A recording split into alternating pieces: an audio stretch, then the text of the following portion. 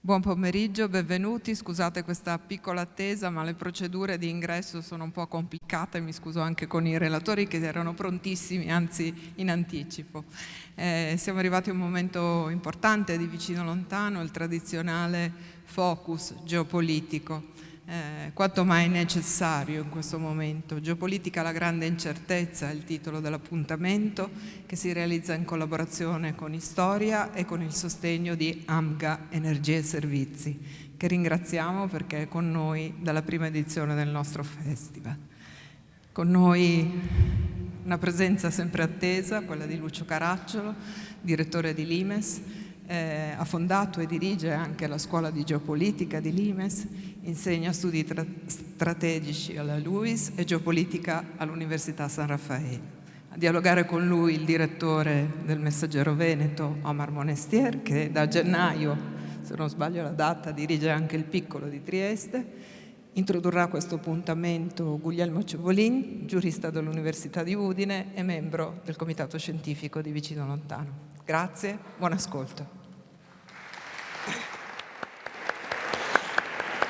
Un applauso a Vicino Lontano che ha voluto realizzare in presenza questi incontri e siamo veramente grati a Paola, che è la Presidente, ma a tutto lo staff di Vicino Lontano per aver voluto far sì che ci potessimo incontrare. E questo pomeriggio sera ci dedichiamo alla geopolitica, come sempre quando c'è Lucio Caracciolo, e passiamo dalla presentazione del numero di Limes in edicola sulla questione israeliana alla geopolitica invece in generale, a questioni che sono, se fosse ancora possibile, più complesse per certi versi, e dire più complesse della questione israeliana o della questione palestinese è veramente dire molto.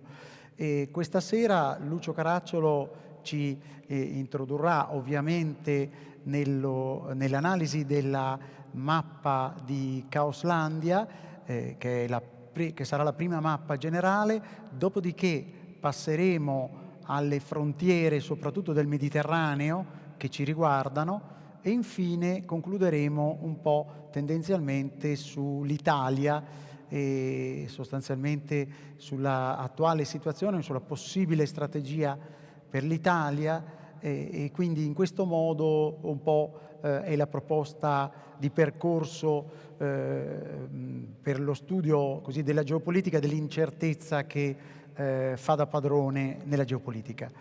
Abbiamo con noi il direttore del Messaggero Veneto e del Piccolo che dopo l'introduzione di Lucio Caracciolo interloquirà direttamente con Lucio Caracciolo gestendo autonomamente le domande e le sollecitazioni al direttore di Limes. Grazie ancora per essere qui e per poterci incontrare. Lucio. Grazie.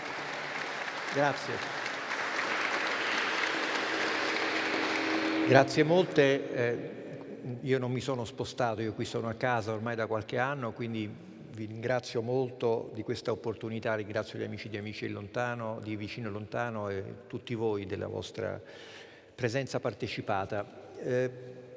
Volevo spendere i miei primi 20 minuti su quella che a mio avviso è la principale novità geopolitica che ci riguarda direttamente, accaduta nel tempo che è intercorso fra il nostro ultimo incontro 2 anni fa e oggi, e cioè il fatto che l'Italia ha 2 nuovi vicini alla frontiera marittima meridionale che si chiamano Russia e Turchia, non esattamente un cambiamento da poco. E questo ci introduce attraverso questa carta matrice che usiamo molto spesso e certamente molti di voi conoscono, alla posizione geopolitica che sappiamo essere assolutamente strategica del nostro Paese tra il mondo dell'ordine relativamente, cioè il mondo del nord cui apparteniamo come estrema appendice meridionale, e la cosiddetta Caoslandia, cioè quella parte di mondo a sud della Sicilia dove si concentra oggi ancora purtroppo la maggior parte dei conflitti, delle tensioni e dove soprattutto la qualità istituzionale è tendenzialmente molto bassa. Alcuni stati esistono, come sappiamo, solo sulla carta, altri sono, diciamo, delle caserme assediate o poco più. Ecco, l'Italia ha come compito strategico fondamentale evidentemente quello di non precipitare dentro Caoslandia o, vista da nord, di non permettere a Caoslandia di entrare in Europa. E questa partita si misura proprio alla nostra frontiera mediterranea. Fra l'altro noi, come sapete, abbiamo dedicato in questo tempo molta attenzione alla geopolitica del mare, in particolare alla geopolitica del Mediterraneo, che abbiamo osato ribattezzare Medio Oceano. Che cosa vuol dire? Mediterraneo evidentemente si riferisce al fatto che questo spazio marittimo è compreso fra due terre, fra due continenti, l'Europa da una parte, l'Africa e l'Asia dall'altra, e quindi una prospettiva nord-sud. Ma oggi, da un punto di vista geopolitico e strategico, il Mediterraneo conta ancora di più probabilmente nella prospettiva est-ovest, cioè come connettore tra l'Oceano Atlantico, residenza della maggiore potenza mondiale e capo della nostra alleanza atlantica, e l'Indo-Pacifico, cioè tutto quello che è a est di Suez, Bab el-Mandeb, cioè l'area enorme, lo spazio marittimo enorme su cui la Cina sta cercando per la prima volta nella sua storia 5 volte millenaria di affacciarsi, di diventare una grande potenza oceanica e non solamente più continentale, e quindi sfida gli Stati Uniti d'America. E tra l'Oceano Atlantico e l'Oceano Indo-Pacifico ci siamo noi, Mediterraneo più Mar Rosso, che siamo appunto uno spazio oggi sempre più forte di contesa fra le maggiori potenze e i loro alleati, partner o finti alleati. Questo ci ricorda, anche se a noi italiani riesce molto difficile ricordarcelo per motivi che andrebbero approfonditi, abbiamo provato a farlo, ci ricorda che noi siamo sostanzialmente un'isola aggrappata alle Alpi, ma circondata dal mare per 8.000 chilometri, e che deve la sua esistenza alla libertà di circolazione lungo quelli che abbiamo chiamato i colli di bottiglia, choke points, in inglese sarebbe punti di strangolamento, ma noi siamo più gentili, in particolare Suez e Gibilterra. Se per qualche motivo ci si chiudono Suez e Gibilterra siamo fregati. Un paese che non ha materie prime, un paese che vive largamente di esportazione, non può permettersi di abitare un lago, deve abitare appunto un mare che sia aperto e che sia appunto connettore fra i grandi oceani e fra le potenze che si affacciano su questi oceani. Quindi sì, la dimensione mediterranea esiste, ed esiste, come dicevo prima, anche la dimensione nord-sud in termini di Caoslandia versus Ordolandia, ma si è aggiunta questa nuova dimensione. E questa nuova dimensione fa parte di un fenomeno più ampio che riguarda il trattamento delle acque come se fossero terra. Ormai tutti i mari, ma in particolare il mare Mediterraneo, è trattato dalle potenze che vi si affacciano, ma anche dalle potenze superiori, come uno spazio contendibile, come se fosse terra, in cui tracciare dei confini. E questo ci ha messo e ci mette in una seria difficoltà. Qui abbiamo rappresentato cartograficamente alcune delle nuove frontiere che vi sono nel Mediterraneo, che sono tracciate evidentemente in forma acquatica, quindi decisamente contendibile, in base a zone economiche esclusive, zone ambientali, diritti di pesca e quant'altro. Tutti i paesi hanno creato in quest'area delle zone economiche esclusive. Per esempio, l'Algeria recentemente ne ha costruita una che arriva sul Golfo di Oristano. I turchi, d'accordo con il governo libico che hanno insediato loro a Tripoli, adesso ci arriviamo, hanno creato una loro zona che va praticamente dalla penisola anatolica appunto fino alla Tripolitania. L'Italia ha appena varato una legge che ci permette di costruire una nostra zona economica, ma conoscendo i nostri tempi e i nostri ritmi, temo ci vorrà ancora qualche anno. Ma quello che mi importa sottolineare è il principio, cioè il Mediterraneo non è più un mare libero, ma è un mare conteso. Ed è conteso fra pesi massimi o medio-massimi, e questo complica molto la nostra situazione. Se ci concentriamo sullo Stretto di Sicilia, che storicamente, ovvio, è sempre stato e sarà lo stretto di passaggio dall'Africa e dal Levante asiatico verso il cuore dell'Europa attraverso la penisola italiana. D'altronde gli americani, quando sono arrivati in Italia, sono passati per la Sicilia insieme agli inglesi a partire dal luglio 43. Ecco, questo stretto è diventato ancora più strategico perché non solamente divide e unisce contemporaneamente la parte, come dicevo, più ordinata, pacifica e la parte molto più sfortunata del mondo, ma anche è il inevitabile collo di bottiglia che all'interno dello spazio mediterraneo, in questo caso medio-oceanico, connette appunto l'insieme atlantico a guida americana e l'insieme degli oceani Indiano e Pacifico, dove invece americani e cinesi, con i rispettivi alleati, più gli americani che i cinesi, si contendono il primato mondiale. E la cosa che volevo sottolineare e che ho messo in evidenza fin dal titolo di questa conferenza, il titolo parlato, non quello scritto, è che noi oggi abbiamo, e non era così fino a un anno fa, due grandi potenze che si sono affacciate sullo stretto di Sicilia e che sono letteralmente a un tiro di schioppo dall'Italia, e cioè la Turchia e la Libia. Consideriamo anche che quest'area ha un valore strategico perché, no, restiamo dove eravamo, scusami. Quest'area ha un valore strategico perché intanto in Sicilia vi sono alcune fra le più importanti basi americane in Europa. Mi riferisco a Niscemi in particolare, dove c'è un centro di comunicazioni, di intelligence satellitare, eccetera, di primissimo ordine che è stato appena finito di costruire. Poi c'è Sigonella e quant'altro. Quindi la Sicilia è da sempre, per la sua collocazione geografica, fondamentale, in particolare dal punto di vista dell'Alleanza Atlantica. E poi sia diciamo in Italia sia nel Nord Africa abbiamo avuto negli ultimi anni una forte penetrazione cinese. Pensate che per esempio in Algeria adesso il cinese, il mandarino è la seconda lingua, e che in molti di questi paesi la presenza non solamente economica cinese è diventata molto molto importante. Allo stesso tempo, insieme agli americani e ai cinesi, sono entrati in quest'area due potenze molto diverse, storicamente sempre rivali, che sono la Turchia e la Russia, che però in questa fase molto ambiguamente hanno trovato dei punti di contatto e di interesse, dovuti soprattutto al fatto che gli americani, essendo impegnati largamente sul fronte Indo-Pacifico, hanno dovuto in qualche modo sguarnire anche mentalmente, culturalmente, la loro attenzione sullo spazio mediterraneo.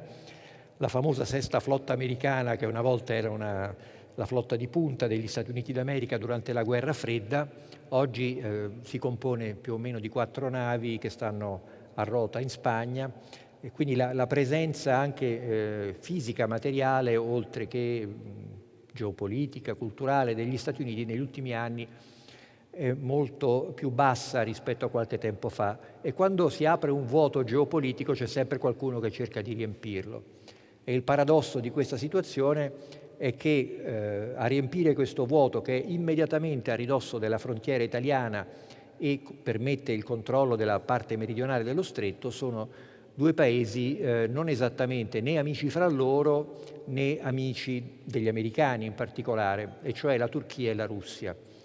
La presenza russa è soprattutto concentrata, possiamo passare alla carta successiva, è soprattutto concentrata sulla Cirenaica, l'area diciamo di Bengasi e sud di Bengasi, ed è affidata soprattutto a delle milizie mercenarie, Wagner, che si sono stabilizzate e hanno costruito una specie di frontiera che scende giù dal Golfo della Sirte verso il deserto profondo a dividere la Libia russa dalla Libia turca. Ora ovviamente la situazione sul terreno è molto più complessa, le tribù, le milizie che si sono contese questo enorme spazio, 6 volte l'Italia, ma con appena 1/10 dei nostri abitanti, sono sempre lì e continuano a trafficare e qualche volta a spararsi addosso, ma appunto noi oggi, specialmente a Tripoli, abbiamo l'idea che sta arrivando, anzi è arrivata, una potenza che vuole impadronirsi di quel territorio. Se voi andate a Tripoli, per esempio, notate che appunto che la Turchia è presente proprio come Stato, per esempio facendo funzionare gli uffici pubblici, contribuendo insomma anche all'ordine relativo di quella città e di quell'area.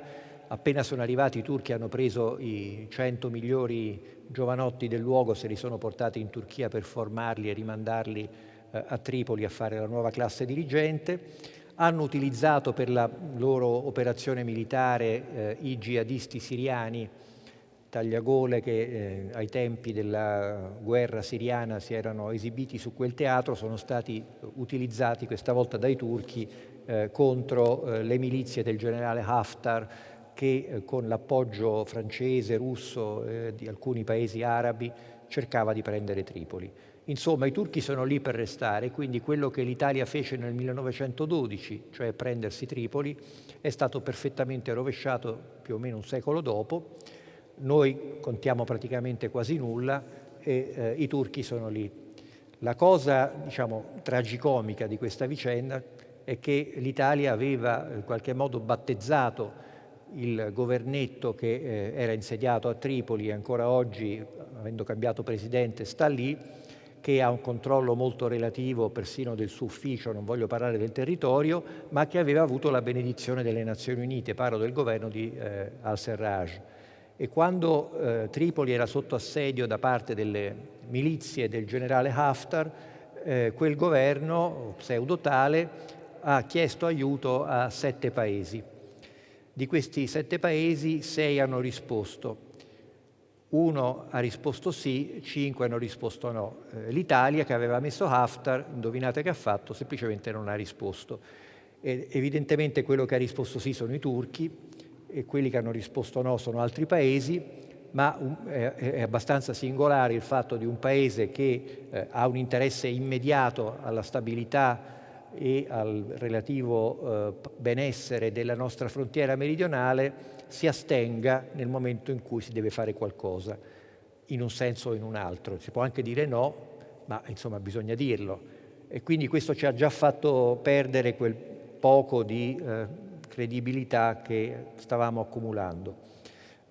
Tornerò su questo. Quello che è importante ricordare, ecco, vedete qui una prospettiva appunto del Mediterraneo rovesciato di 90 gradi in cui mettiamo in rilievo proprio la connessione est-ovest e non quella nord-sud. Quello che è importante notare a proposito di questa frontiera meridionale è che noi abbiamo di fronte 2 paesi che non sono nemmeno esattamente amici del nostro padrone di casa, cioè degli americani, i russi per definizione, e i turchi, pur appartenendo alla NATO, già da qualche anno ci hanno segnalato di volersi fare gli affari loro, cioè di non essere vincolati all'alleanza come lo sono stati per decenni ai tempi della guerra fredda, quando il loro compito era quello di bloccare i russi nel Mar Nero, di vigilare gli stretti Bosforo, Dardanelli.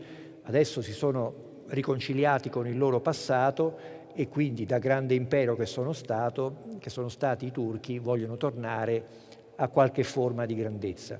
E non è una questione da sottovalutare, perché se voi girate un po' non solo la regione nordafricana, ma per esempio il Medio Oriente, il Levante, ma anche l'Asia centrale, troverete una crescente presenza turca che apparentemente è sproporzionata. Stiamo parlando di un paese importante, ma relativo, insomma, con non molti più abitanti del nostro paese, però è un paese molto organizzato che ha soprattutto le idee chiare, a differenza di noi sa quello che vuole e vuole probabilmente più delle sue forze, ma già il fatto di volerlo lo porta molto avanti e quindi a trattare da posizione di forza con gli altri e da posizioni di forza con noi.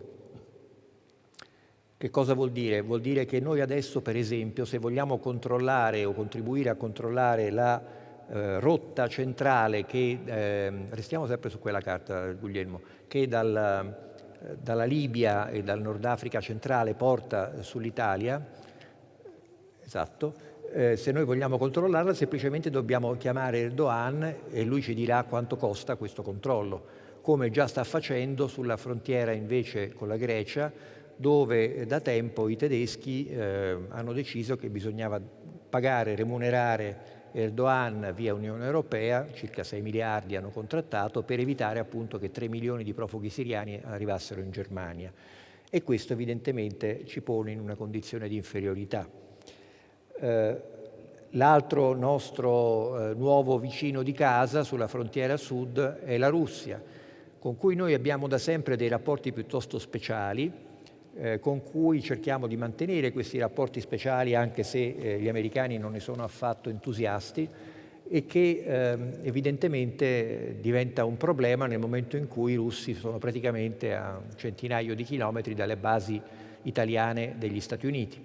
E questo sta riportando con qualche ritardo l'attenzione degli americani all'Italia e a questa frontiera strategica che presidiamo oppure dovremmo presidiare.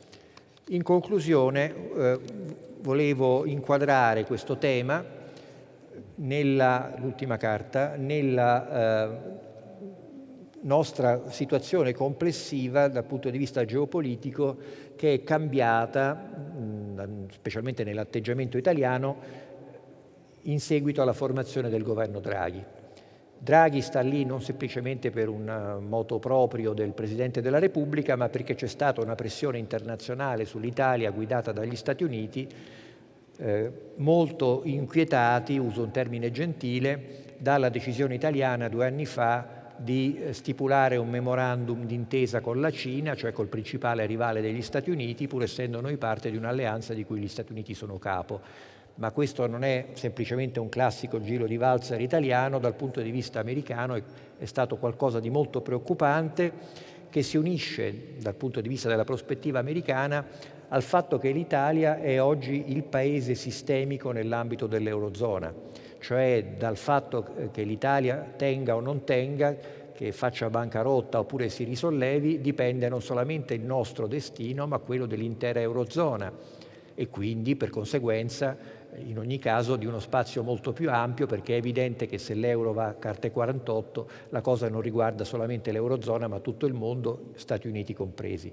Questi 2 elementi, e cioè il tradimento, tra virgolette o senza, italiano del 2019, governo Conte, e la sempre più evidente importanza dell'Italia, importanza negativa ma comunque importanza nell'ambito dell'Eurozona, hanno portato gli americani a spingere per una soluzione come quella di Draghi, che oltre ad avere una reputazione molto importante in giro per il mondo, in particolare in Europa, ha sempre avuto legami piuttosto stretti con Mamma America, e questo porta a delle conseguenze.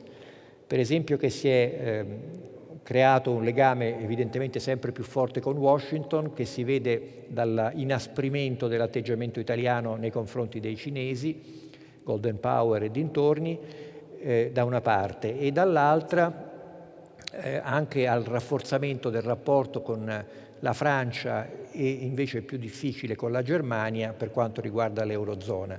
Si è creato quindi una sorta di triangolo Italia, Francia, Stati Uniti sul fronte delle politiche fiscali e monetarie dell'Eurozona per tenere in piedi l'Eurozona, e su questo i tedeschi giocano una partita diversa, cioè i tedeschi vorrebbero tornare entro un paio d'anni al regime di austerità che loro non qualificano tale e che è sanzionato dal patto di stabilità e crescita, che per noi vuol dire instabilità e decrescita, e che evidentemente dal punto di vista del sistema non può che avere un impatto negativo, e quindi appunto Italia, Francia e Stati Uniti stanno cercando di convincere i tedeschi a continuare in una politica espansiva fiscale e monetaria per poter salvare quel che resta della nostra area economica monetaria comune. E dall'altra parte l'Italia, e concludo, è sempre più rilevante perché gestisce una frontiera con la Russia e con la Turchia, mentre ha i cinesi alle porte.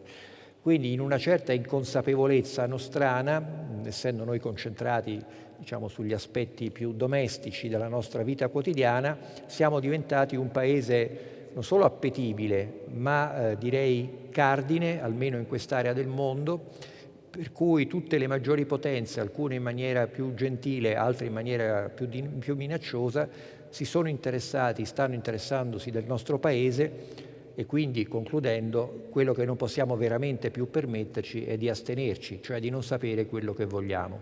Forse sarebbe il caso di cominciare a stabilirlo. Vi ringrazio.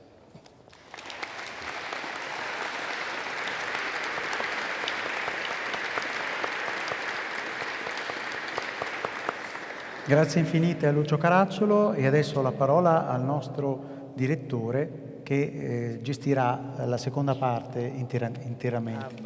Buonasera a tutti, bentrovati. Lucio Caracciolo si sente a casa, ma anch'io sono molto grato a Vicino Lontano per l'ospitalità che tutti gli anni mi offre e mi fa piacere, anche se non vi vedo moltissimo in questo momento perché ho le luci, sapervi così numerosi e così attenti in un pomeriggio caldo di inizio luglio. Io riprenderei alcune delle cose, sono naturalmente tante le osservazioni che potremmo fare, però ripartirei dal memorandum Italia-Cina perché questa cosa territorialmente interessa tutti noi che abitiamo in questa regione, perché il punto d'ingresso della Cina sarebbe stato il porto di Trieste, perché non a caso la Cina puntava su una porta, come dicevo prima, eccellente per l'Europa, ma che riguarda da vicino i destini della nostra regione. Ora c'è questo fatto un po' stravagante che ai friulani delle vicende triestine interessa sempre molto poco. Ciò è sbagliato perché dal porto di Trieste partono e arrivano merci che poi interessano anche la vigorosa manifattura friulana, non ultime le industrie della metallurgia che producono pezzi importanti che possono viaggiare solo per nave, quindi la cosa ci interessa molto. Io mi sono chiesto, Lucio, più volte qual è stata la ragione politico-strategica che ha portato il governo in cui i 5 Stelle erano, come sono ora, una parte determinante a fare una simile corbelleria. Qual era la loro utilità finale? Perché in molti paesi la Cina era arrivata e aveva stretto degli accordi, ma non c'era mai stata una pompa istituzionale come quella che ci fu in Italia, con tanto di visita al Presidente della Repubblica. Che cosa volevamo, che cosa significava questo per noi o per quella parte politica? Ho posto questa domanda a un autorevole rappresentante di quel governo, il quale non mi ha risposto, ma ha risposto così. E credo che questa fosse l'unica ratio strategica, diciamo, i soldi. Cioè si immaginava che i cinesi avrebbero fatto grandiosi investimenti a Trieste e non solo, e per un paese che ha una fame disperata di investimenti, adesso un po' meno perché teoricamente abbiamo un sacco di soldi da spendere, speriamo di riuscire a farlo, nel 2019 l'idea che arrivasse qualcuno bianco, nero, giallo che ci portasse dei soldi faceva molta gola. Peccato che mancasse la coscienza geopolitica che noi apparteniamo a un insieme strategico guidato da un paese che con la Cina non va esattamente d'accordo, cioè gli Stati Uniti, e che vedeva, credo correttamente, nella disponibilità cinese a investire sull'Italia non tanto e non solo un aspetto commerciale che agli americani non può fregare di meno, ma un aspetto geopolitico e culturale, cioè l'idea che la Cina entrava in un paese dell'Alleanza Atlantica, in un paese del G7, in un paese comunque importante anche simbolicamente, oltre che strategicamente, così come se nulla fosse, come se fossimo un paese neutrale o una terra di nessuno. E noi qualche volta, devo dire, diamo proprio l'impressione di essere un paese neutrale o una terra di nessuno. Facevo prima l'esempio della risposta al nostro fantoccio libico, cioè pensiamo di poter fare quello che vogliamo e soprattutto di non avere nessun tipo di sanzione. Invece è successo quello che tu sai, tutti sappiamo, e cioè che sia pure con grave ritardo dal loro punto di vista, gli americani si sono piuttosto imbufaliti per questa nostra avventura cinese e ce l'hanno fatta pagare in vari modi, alcuni visibili, altri meno, ma soprattutto vediamo gli effetti, diciamo, da quando gli americani sono entrati a dirci non si sbarca a Trieste, i cinesi non li vogliamo in Italia, la situazione è cambiata e, come tu sai molto meglio di me, sono arrivati altri. Poi che questi altri siano poi così altri si può discutere. E questi altri sono tedeschi, vediamo se, ecco, sono tedeschi e hanno ad Amburgo anche loro degli interessi con la Cina, e questo è stato segnalato anche dai nostri servizi segreti. Però forse l'Italia ha cercato un abbraccio simbolico verso la Cina anche perché si è sentita a un certo punto abbandonata da Trump, dall'amministrazione precedente, che è stata molto sprezzante nei confronti dell'Europa, più con la Germania forse che con l'Italia, ma ci ha mandato dei segnali di disinnamoramento ai quali forse noi non eravamo abituati. E chiedo, il passaggio da Trump a Biden ha segnato veramente, al di là delle espressioni muscolari di Biden, un cambio di passo fra l'Europa e gli Stati Uniti? Direi che c'è stato un cambio di tono, un cambio di retorica che deve ancora sostanziarsi. ma certamente ha dato l'idea che gli Stati Uniti non possono semplicemente non occuparsi di Europa, non possono non occuparsi di Italia, perché noi siamo uno spazio in cui russi e cinesi cercano di acquisire posizioni, di acquisire influenza. Credo che sia sotto gli occhi di tutti noi il fatto che, cosa che non era mai accaduta, ormai esiste in Italia una lobby pro-cinese piuttosto forte, economica, politica, culturale, e che si esprime ancora oggi dopo la reazione americana, dicendo vabbè, ma insomma noi non è che ci possiamo mettere a fare la guerra ai cinesi. Nessuno vuole fare la guerra contro la Cina, per carità, ed è anche giusto commerciare con la Cina, però bisogna capire quali sono i limiti. Ecco, l'errore che secondo me il governo precedente ha fatto è stato quello di non considerare questi limiti e soprattutto di non fare, come hanno fatto altri paesi che meno importanti di noi magari hanno fatto e continuano a fare affari con la Cina, di prima stabilire con gli americani fin dove possiamo andare. Allora, per dirla tutta, se i cinesi pensavano di investire sulle infrastrutture del porto di Trieste, magnifico, ma se questo significava che il porto di Trieste doveva diventare più o meno una specie di Pireo bis, cioè un porto di fatto controllato dai cinesi, come gli americani, sbagliando forse, sospettavano, o che potesse diventare una specie di perno dell'intelligence cinese attraverso vari marchingegni, vuol dire che noi non sappiamo cos'è Trieste, cioè una città, dovremmo saperlo, che insomma fino a prova contraria ci è stata regalata dagli americani nel 1954, non è che l'abbiamo presa noi, e che soprattutto ha una funzione strategica, storica, ma ancora attuale, per collegare la facciata nord baltica e la facciata sud dell'Alleanza Atlantica. Insomma, per farla ancora più spiccia, è il porto di Aviano, e quindi l'idea che tu hai i cinesi nel porto della tua base di Aviano non può essere, credo, tollerata, e infatti non lo è stato. Rimaniamo ancora un attimo sulla Cina, poi torniamo nel Mediterraneo. Xi Jinping ha detto delle cose molto chiare, ha parlato di un muro di acciaio, ha parlato della Cina, 1,5 miliardi circa di persone che saranno qui come un solo uomo a cercare di impedire a chiunque di interferire con le politiche di espansione della Cina. Un discorso molto muscoloso, condito anche da un abito che rimanda ai tempi di Mao. Cosa ha voluto dire al mondo e a chi parlava in realtà, oltre che al suo popolo?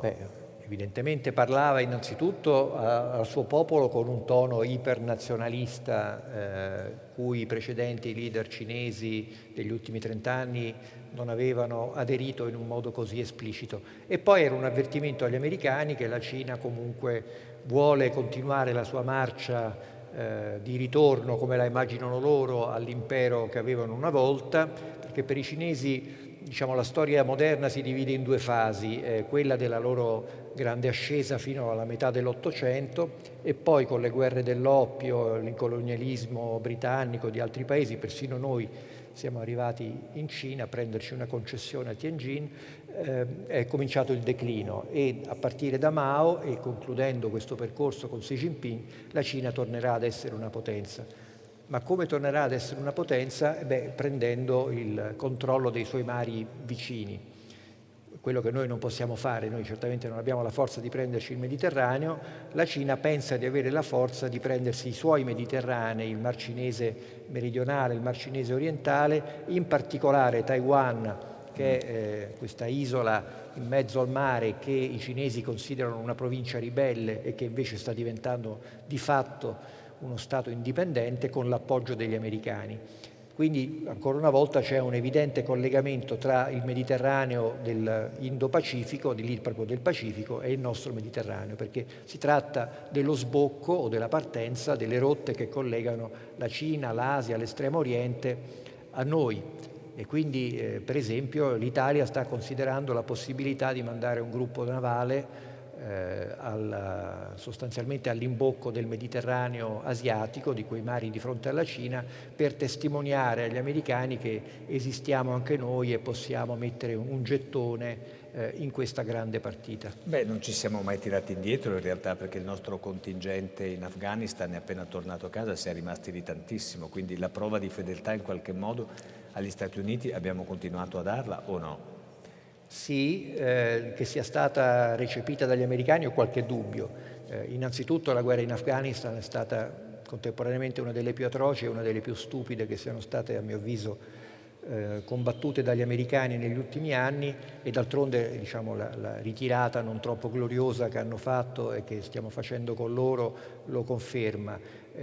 Non era esattamente una questione di grandissimo rilievo strategico, mentre lo è certamente quella del controllo delle rotte tra il Pacifico e il Mediterraneo. Non dimentichiamo che la seconda guerra mondiale nel Pacifico è scoppiata proprio per quello, cioè perché i giapponesi pensavano con qualche ragione, che gli americani volessero interrompere quelle rotte, isolare il Giappone e quindi sconfiggerlo, e quindi attaccarono a Pearl Harbor. E ancora una volta in quei mari si gioca una partita piuttosto decisiva che questa volta ci riguarda. Però se posso un attimo tornare sulla tua domanda, io non credo che un paese serio debba dimostrare fedeltà a qualcuno. Io penso innanzitutto che un paese serio debba mostrare fedeltà a se stesso, nel senso di sapere esattamente perché c'è e che cosa vuole, ed è un po' il nostro problema. E poi soprattutto non è detto che questo fatto di mandare un soldato qua, un soldato là, senza un criterio, se non quello appunto di dimostrarsi fedeli, possa produrre degli effetti positivi. Per la mia esperienza raramente gli americani se ne accorgono, e soprattutto a quel punto tu dovresti contemporaneamente mandare quello che loro chiamano una token army, un'armata a gettone, e però appunto avere qualcosa da incassare. Il problema è che noi non abbiamo mai niente da incassare, un po' perché proprio non sappiamo che cosa vogliamo, e un po' perché quel poco che forse sappiamo non abbiamo i mezzi per averlo. Adesso ricominciamo a parlare dei vari paesi del Mediterraneo, però ascoltandoti mi è venuta in mente a parte che siamo ancora anche in Libano, va ricordato, che siamo con numeri importanti anche in Libano.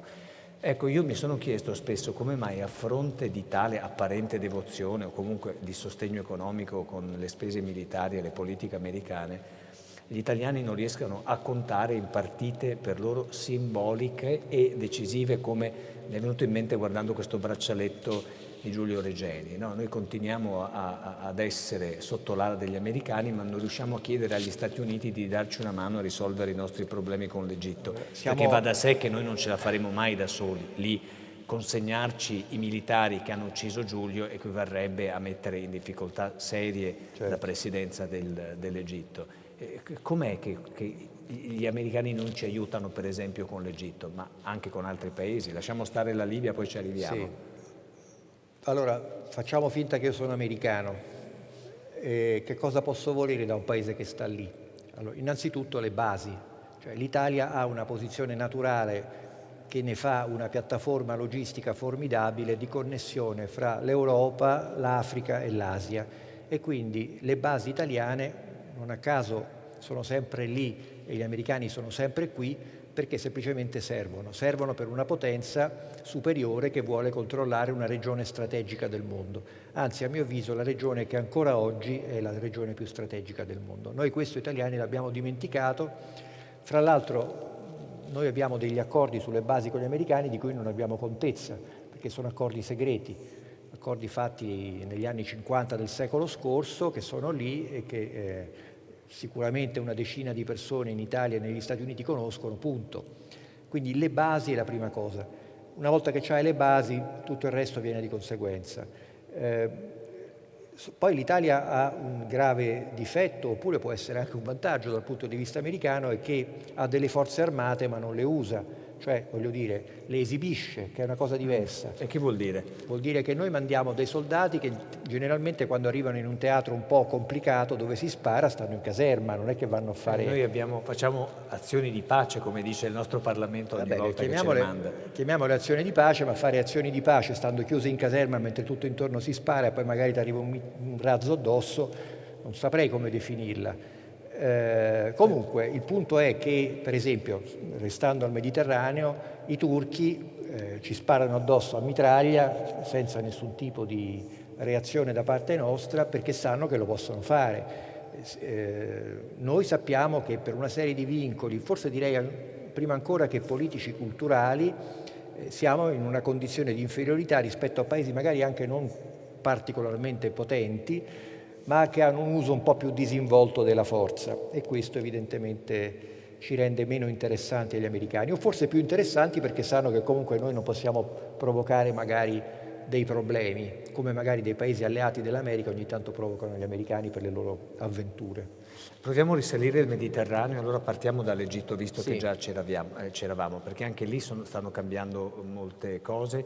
L'Egitto ha avuto un ruolo anche nelle ultime vicende di Israele, così poi appunto arriviamo a parlare anche di Israele. Cosa sta capitando in quel mondo lì? Perché c'è una repressione così feroce in Egitto in questo momento? Quali sono le ragioni? Doveva essere, come dire, un governo in qualche modo di restituzione di libertà, questa teoricamente dopo le primavere arabe, invece sta diventando anche questa, anzi è una dittatura anche questa.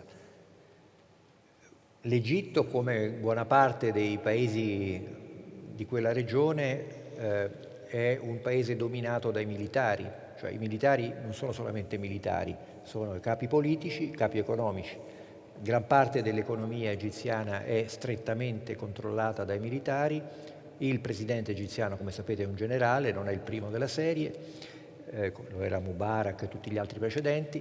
Quindi l'esercito, le forze armate, che sono fra l'altro un'istituzione piuttosto amata e rispettata in Egitto, sono i padroni dell'Egitto e quindi per definizione non hanno molta difficoltà a usare la forza o a reprimere quelli che considerano nemici e terroristi. In particolare i fratelli musulmani che avevano preso il potere per un certo periodo in Egitto e che sono stati rovesciati con il colpo di Stato dell'attuale presidente egiziano. Quindi noi dobbiamo renderci conto che in quella parte di mondo essenzialmente ci sono tre tipi di, chiamiamolo così, situazione politico-istituzionale. Il primo è quello del puro caos, come appunto nella Libia, ma non solo, pensiamo alla Siria, eccetera, cioè paesi che sono implosi, che esistono sugli Atlanti, ma se andate lì vedete che gli Atlanti raccontano una storia che non c'è, cioè degli stati che non esistono più e che sono territori contesi. Il secondo sono degli stati relativamente stabilizzati, il primo che mi viene in mente è il Marocco, parlando del Maghreb. L'Egitto esiste, diciamo, nella valle del Nilo, perché se uno va nel Sinai, lì proprio tutto è fuorché una parte dell'Egitto. Se uno va nel deserto occidentale, quello che confina con la Cirenaica, meno ancora. La valle del Nilo più o meno la controllano gli egiziani, però la controllano manu militari. E poi c'è una terza categoria, appunto, che sono questi stati che ho chiamato un po' brutalmente stati caserma, mi viene in mente l'Algeria, per esempio, dove appunto sono i militari che dettano legge, che reggono il paese a partire dalle loro installazioni, dalle loro strutture, dalle loro forze armate, reggono il paese reggendo anche l'economia e poi magari si inventano qualche presidente fantoccio per esibire una faccia presentabile al mondo, ma alla fine in un paese, in un'area dove non c'è una vera struttura istituzionale, dove spesso non esistono nazioni, ma esistono semplicemente delle realtà tribali, locali, parte storicamente di altri imperi, è difficile immaginare degli stati veramente efficienti. A parte che quei confini sono stati tracciati in maniera... Squadra e righello, certo. E non corrispondono nemmeno alla storia di quei paesi. Arriviamo in Israele, perché l'Egitto ha cercato di avere un ruolo anche di pacificatore nell'ultima crisi israeliana. Allora, oggi c'è un nuovo governo che è fatto di una forze politiche più composite, forse anche più rappresentative rispetto a prima, dico così, è una prima lettura. E che cosa sta capitando lì? Intanto c'è un po' di arabi israeliani anche al governo per la prima volta. E questo che tipo di segnale è? Il governo di cui tu parli, che è stato appena insediato, è un governo basato sul principio fuori Netanyahu a qualsiasi costo. Un po' come il nostro, Sì. Un po' un assemblement. I nostri con un ritmo leggermente più veloce. Netanyahu è durato una dozzina d'anni, è stato il padre padrone di Israele, un leader comunque di grande livello, si può discutere le sue azioni politiche, ma certamente è un leader di livello. Adesso noi abbiamo un governo che sostanzialmente va dall'estrema sinistra all'estrema destra, quindi non ha alcun tipo di coerenza politico-ideologica se non quella di dire ci siamo stufati di stare sotto Netanyahu. Il paradosso ulteriore è che in questo governo c'è per la prima volta una rappresentanza degli arabi israeliani, un partito che si chiama Ram, che fra l'altro è affiliato alla fratellanza musulmana, cioè sostanzialmente è collegato a Hamas, e quindi paradosso dei paradossi, cioè Hamas è il nemico numero uno in campo palestinese di Israele, che però fa parte anche del governo israeliano. Ma diciamo, il mondo è interessante anche per questo, perché il principio di non contraddizione vale raramente. Che cosa può fare questo governo? Non lo so, perché francamente l'unica cosa che unisce personalità così diverse è quella di stare al governo e possibilmente di tenerne fuori Bibi Netanyahu. Quello che abbiamo visto è che a maggio c'è stata per la prima volta una forte crisi interna a Israele per la rivolta di una parte della minoranza araba, che vale più o meno il 20% della popolazione. Per cui abbiamo questo paradosso di paesi arabi, l'Egitto, la Giordania e poi adesso altri paesi che hanno stabilito relazioni abbastanza tranquille con Israele, dico abbastanza e comunque a un livello di vertice, non tanto a livello di popolazione, e invece gli arabi di Israele, che sono sempre stati considerati un po' dei privilegiati e magari anche dai palestinesi dei territori un po' dei traditori, perché sono rimasti nello stato nemico e quindi convivono con i sionisti.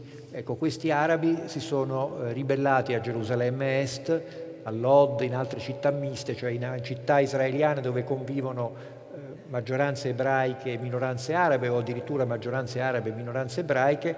Ci sono stati scontri, un accenno di guerra civile, e questo è l'ennesimo paradosso che dimostra fra l'altro che il mondo arabo non esiste. Esistono arabi che molto spesso passano il tempo a farsi la guerra fra loro, non solo in senso metaforico.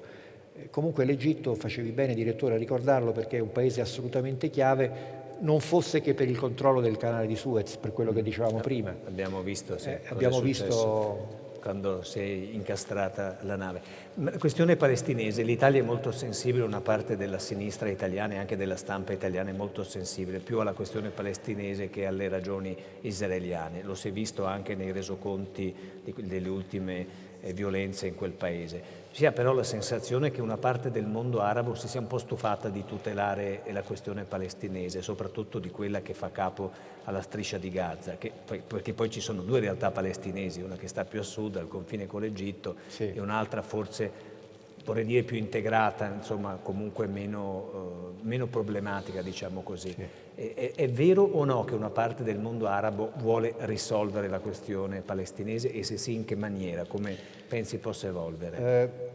Vedi, come dicevo, io non credo che esista un mondo arabo come non esiste un mondo musulmano. Esistono all'interno di questi grandi ambienti geopolitico-religiosi, etnici, delle entità. Nella regione specifica abbiamo parlato di eserciti oppure di famiglie, perché molti stati arabi sono semplicemente delle famiglie al potere, i sauditi, certo, piuttosto che Bin Zayed negli Emirati Arabi, eccetera, con popolazioni fra l'altro non sempre di maggioranza araba. Se voi andate in Arabia Saudita o negli Emirati vedete che ci sono più emigrati che fanno il lavoro che gli arabi che non vogliono fare, piuttosto che arabi, e comunque noi li chiamiamo stati arabi e passi, ma mondo arabo proprio no, nel senso che sono paesi che hanno una forte conflittualità fra loro. In alcuni casi, penso a Marocco e Algeria, una conflittualità piuttosto spinta, in altri meno.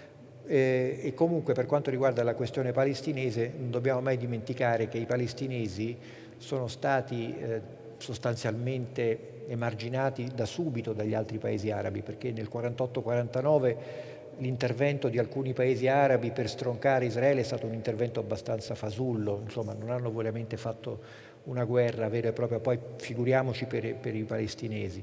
Quindi i palestinesi, e lo sanno bene loro, specialmente quelli che vivono in paesi arabi, non sono esattamente mai stati amati dalle popolazioni locali. Certamente l'odio verso, in particolare, quello che loro chiamano l'entità sionista, e in qualche caso anche l'antisemitismo puro, hanno unito degli interessi dei paesi, delle strutture che per il resto non avevano una visione comune. E i palestinesi sono ovviamente le prime vittime, perché essendo pochi, deboli, divisi e in diaspora, più di tanto non possono fare. Chi finanzia Hamas? Hamas è finanziato da varie fonti, in particolare dall'Iran, ma poi un po' dalla Turchia, un po' da qualche paese arabo.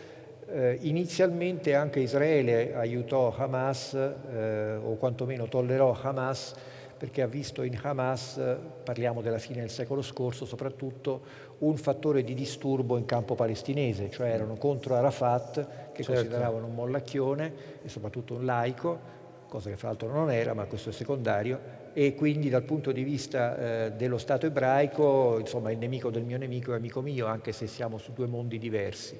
E siamo arrivati al paradosso appunto che Hamas è collegato in qualche misura con una parte del governo israeliano, cioè con quel partitino arabo, poi nemmeno tantoino, che oggi si esibisce nella coalizione anti-Netanyahu. No, peraltro noi non l'abbiamo detto, ma parliamo di questi paesi perché spesso, oltre a essere vicini, noi siamo il loro principale partner economico-commerciale. Siamo il primo paese, sicuramente con l'Egitto, credo ancora che con l'Iran dei paesi europei l'Italia sia il primo fra i primi. Ora non ho visto gli ultimi dati, ma insomma siamo comunque in continua interazione con questi posti. Abbiamo parlato di Iran, anche se molto velocemente. Lì che cosa sta capitando? Abbiamo un nuovo presidente anche lì, con che approccio andrà alla trattativa con gli Stati Uniti? C'è qualche segnale di una riapertura di tavoli, no? Almeno negoziali? Parrebbe. Sì, intanto il regime iraniano è fondamentalmente squalificato a livello di opinione. E non dell'opinione pubblica locale? Sì, intendi? sì. Basta vedere anche il tasso di partecipazione al voto, eccetera. Sì, meno della specialmente metà. la parte clericale. Beh, sai, anche in Francia abbiamo visto però le regionali E sono non voglio pensare al prossimo voto italiano, ma certamente lo è la parte più, diciamo, cosiddetta clericale, anche se formalmente il clero sciita non esiste, ma ci siamo capiti, mullah e quanti altri, i quali sono decisamente impopolari ormai, mentre il potere è concentrato nei pasdaran, cioè nella parte, diciamo, speciale delle forze armate iraniane, l'unica che conta qualcosa. Però la sostanza è che è cambiato il presidente, ma non è cambiato il punto, cioè gli iraniani e gli americani vogliono fare l'accordo sul nucleare.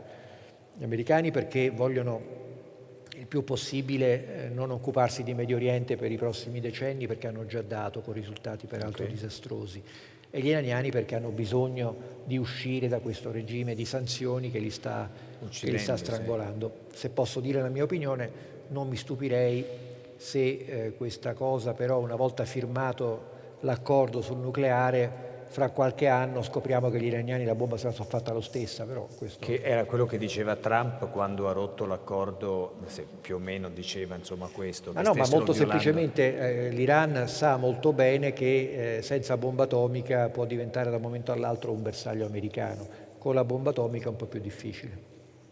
Ok, risaliamo, noi tra l'altro fra un po' stiamo esaurendo il tempo, allora facciamo un salto, chiedo scusa, arriviamo ai Balcani, perché noi ce li abbiamo qui, sono stati per molto tempo a noi quasi invisibili finché non è scoppiata la guerra civile. Prendo spunto da una notizia di cronaca, la Slovenia ha assunto ieri la presidenza di turno dell'Unione Europea e forse a noi qui un po' sfugge, ma è in corso un grande dibattito in quei paesi lì, perché i conti della guerra civile ancora non sono stati chiusi, c'è la Serbia che ha forti rivendicazioni, insomma io credo che un punto su quello che sta accadendo su quell'area dovremmo farlo, per cui ti chiedo a volo d'uccello un po' una panoramica, però, e chiudo, questa presidenza della Slovenia è molto orientata verso i paesi del patto di Visegrad, non è un elemento del patto, però insomma occhieggia, fa un po' come fa la Meloni con Orban, direi, insomma si guardano, si piacciono e questo forse per l'Europa potrebbe essere anche fonte di imbarazzo, oppure no? Beh, intanto se tu dici a uno sloveno che è un balcanico probabilmente si incavola, cioè loro si considerano altro. Sì, effettivamente la Slovenia è uno stato abbastanza chiave perché appunto è una sorta di passaggio o barriera tra, diciamo, l'Europa centrale di tono più immediatamente tedesco fino invece alle profondità ex jugoslave e balcaniche. E il fatto che oggi abbiano una leadership che a torto o a ragione viene assimilata a quella di Orban è chiaramente un ulteriore elemento di interesse o problematico.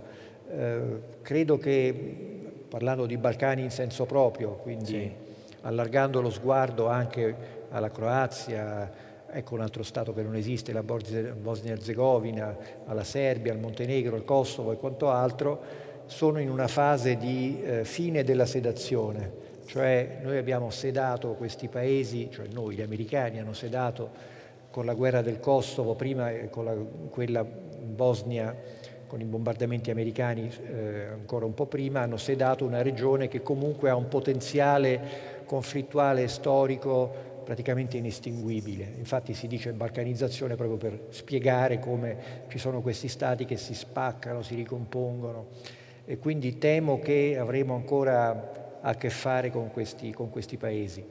Non vorrei che noi italiani ci trovassimo ancora una volta impreparati, perché con la Jugoslavia avevamo rapporti, come sappiamo, particolarmente fiorenti, e poi ci faceva comodo avere un paese cuscinetto rispetto all'Unione Sovietica. Da quando non esiste più la Jugoslavia, anche la nostra influenza nella regione è molto diminuita, parlo anche dell'Albania, e quindi anche sotto il profilo economico siamo messi piuttosto male. Io credo che anche proprio per lo sviluppo dell'Italia adriatica, ma dell'Italia nel suo complesso, una nostra maggiore presenza, un nostro maggiore attivismo in questa regione, dove fra l'altro ancora una volta troviamo sempre più turchi, dovrebbe interessarci, perché che cosa è successo negli ultimi 30 anni?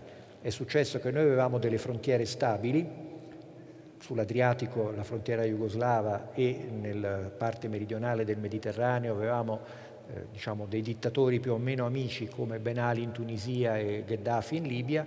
Adesso abbiamo il caos nei Balcani, un po' sedato ma non troppo, abbiamo i turchi e i russi in Libia, e attenzione alla Tunisia, perché la Tunisia è un paese di cui si parla poco, ma se voi guardate le statistiche, da dove vengono oggi i migranti dal sud verso l'Italia, vengono quasi tutti dalla Tunisia. È un paese, diciamo, piuttosto instabile, dove ancora una volta, per esempio se andate in Tunisia, andate nelle scuole tunisine, la prima lingua straniera che si impara dopo l'arabo è il turco, non è più il francese. E insomma, dovremmo stare un pochino più attenti a quello che succede proprio non intorno, quasi dentro a casa nostra. C'è una domanda che forse avrei dovuto fare all'inizio, la prima. La politica estera italiana, perché un paese che sta così evidentemente al centro di un mare, quindi con molte relazioni, ha una così pessima politica estera, pur avendo comunque dei corpi diplomatici di grande qualità in giro per il mondo? Abbiamo degli ambasciatori che sono eccellenti, meglio dei nostri ministri molto spesso, però negli ultimi anni c'è stata una grande disattenzione anche nella scelta dei ministri degli esteri. Questa cosa peraltro, lo faccio un piccolo mea culpa, si riverbera anche molto, lo si vede nell'informazione, dove le pagine di politica estera nei giornali spesso non ci sono. Quello che accade oltre il nostro confine appare molto raramente con spiegazioni, cioè i giornali di grande tradizione come La Stampa hanno in questi ultimi anni virato sostanzialmente rispetto a questa loro caratteristica storica di avere un occhio attento alla politica estera. Che ci abbiamo noi che non capiamo dove stiamo e quali sono le nostre relazioni col mondo? Io credo che sia molto difficile che un paese che non ha politica possa avere politica estera. Cioè, non a caso abbiamo un Presidente del Consiglio che... È l'applauso della disperazione questo però, perché... Abbiamo un Presidente del Consiglio che, per nostra fortuna, devo dire in questo caso, perché gli riconosco per quello che vale, cioè pochissimo, la mia opinione, una notevole abilità politica, che però insomma di mestiere tutto ha fatto fuorché il politico, e sta lì, ed è bene che ancora un po' ci stia, spero, per il nostro Paese, anche per utilizzare questo mitico recovery fund in maniera decente. Quindi no, c'è questo aspetto tecnico. Prima avevamo dei partiti politici, giusti, sbagliati, buoni, cattivi, ma che avevano comunque una evidente visione del mondo. Insomma, se tu eri comunista e per forza, diciamo, più internazionalista del comunismo non c'è niente. Se tu sei un cattolico, la Chiesa cattolica è ecumenica per definizione. Insomma, una cosa è avere il Partito Comunista, la Democrazia Cristiana, o il Partito Socialista, che faceva parte di un insieme di socialdemocrazie, e adesso c'hai dei frammenti o dei partiti di persone e non di culture politiche. È un po' difficile. Noi però non disperiamo nel nostro minimo come l'Imes, cerchiamo di occuparci non di politica estera in senso, diciamo, strettamente politichese, ma proprio di visione geopolitica del mondo e soprattutto del nostro posto nel mondo, e sotto questo profilo ne approfitto per dire che noi saremo a Trieste il 18-19 settembre per le giornate del mare di Limes, un incontro proprio per discutere dal punto di vista italiano e non solo l'importanza di essere dove siamo, cioè in mezzo al mare, e cominciare a ragionare su quello che può fare un paese che è obiettivamente un paese marittimo ma che si è dimenticato di essere. Grazie a Lucio Caracciolo. Grazie.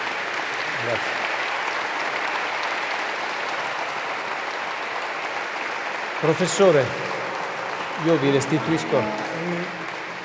Ci annuncia la prossima iniziativa. Grazie anche da parte nostra a Lucio Caracciolo per averci aiutato come sempre a leggere il mondo, grazie a Omar Monestier per questa incisiva intervista. Tra l'altro mi permetto di dire che come festival vogliamo sostenere la coraggiosa richiesta di verità e giustizia dei genitori di Giulio Regeni nel nostro bookshop.